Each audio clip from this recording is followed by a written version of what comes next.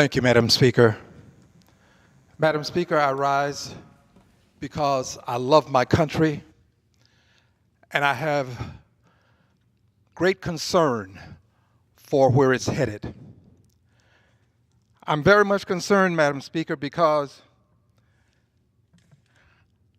I have seen, and the multitudes have seen, photographs of children who have been separated from their parents.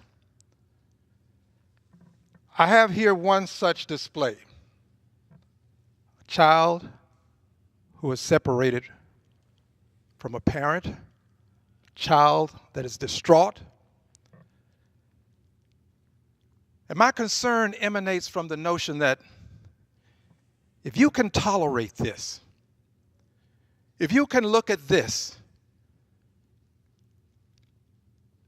and if you have the power to do something about it, and you won't, if your heart is so hardened that you can look at this picture of this baby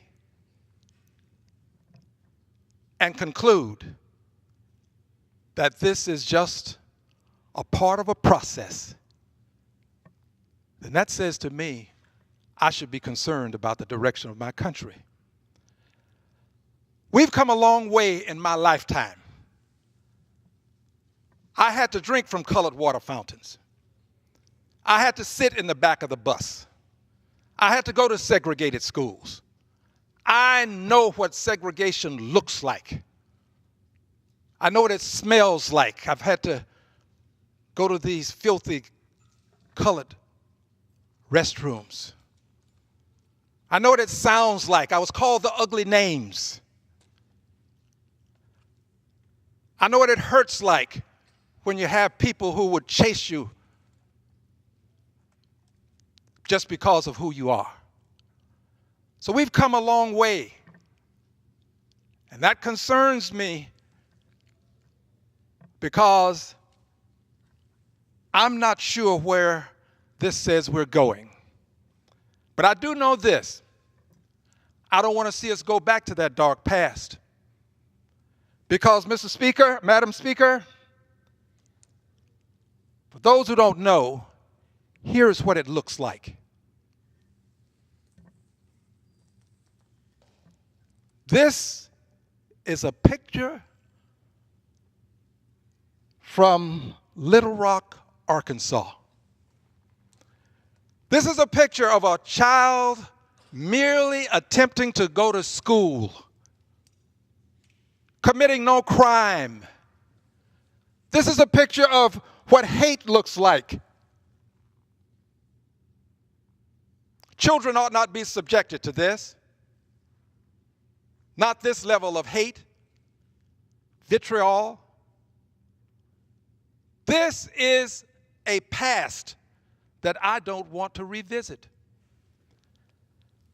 For this young lady and others to get into this high school that was being paid for with their tax dollars, I might add, President Eisenhower had to send in the 101st Airborne of the Army. It took the Army to integrate Central High. It's an unpleasant thing to have to endure and to visit.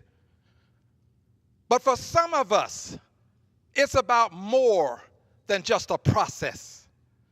For some of us, it's about a way of life that we endured and that we suffered. For some of us who have felt the sting of discrimination, this is a painful thing to see. And those who would say, well, we'll never go back there, you'll never see that again. Well, I never thought I'd see a day when a president of the United States would ban people from the country who happen to be of a certain religion. I never thought I'd see a day when a president of the United States would say there were some nice people among the bigots, the xenophobes, the white nationalists,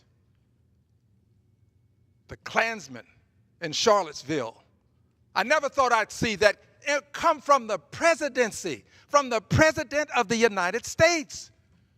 Not in my lifetime. So to those who say, worry not, we won't go back, I say we should be warned and we should not allow ourselves to be deceived. I thank you and I yield back the balance of my time. Gentleman yields. The chair now recognizes the gentleman from Pennsylvania.